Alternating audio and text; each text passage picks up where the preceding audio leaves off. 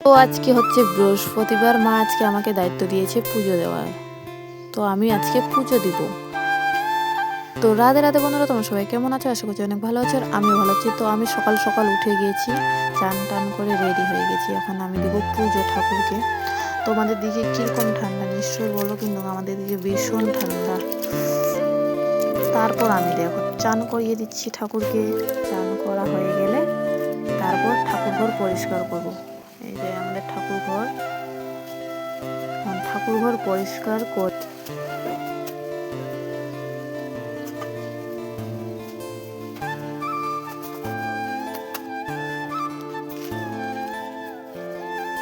তারপর আমি ঠাকুর ঘরটা এখন মুছে নিচ্ছি, জল আর লাল মাটি দিয়ে মুছা হয়ে গেছে আমার কমপ্লিট। তারপর আমি পুজোর থাল বাসন মেজে নিয়ে চলে আসলাম।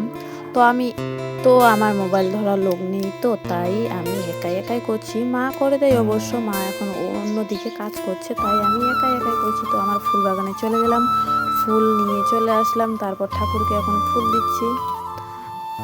তারপর এই দিকে আমি ধূপের ধোঁয়া করতে বসে গেছি। এখানে আছে পাটখড়ি আর নারকলের চপা।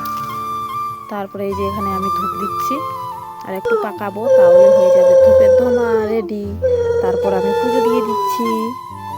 এই যে পুজো দিয়ে দিলাম। তোমরা কে কিরকম ভাবে পুজো দেও নিশ্চয়ই কমেন্টে জানাবা, কিন্তু আমি তো এইভাবে পুজো দেই।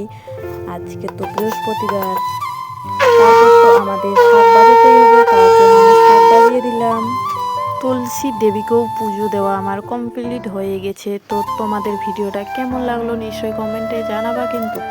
তো এখনকার মতো ভিডিওটা এই পর্যন্ত। টাটা, বাই বাই, তোমরা সবাই ভালো থেকো।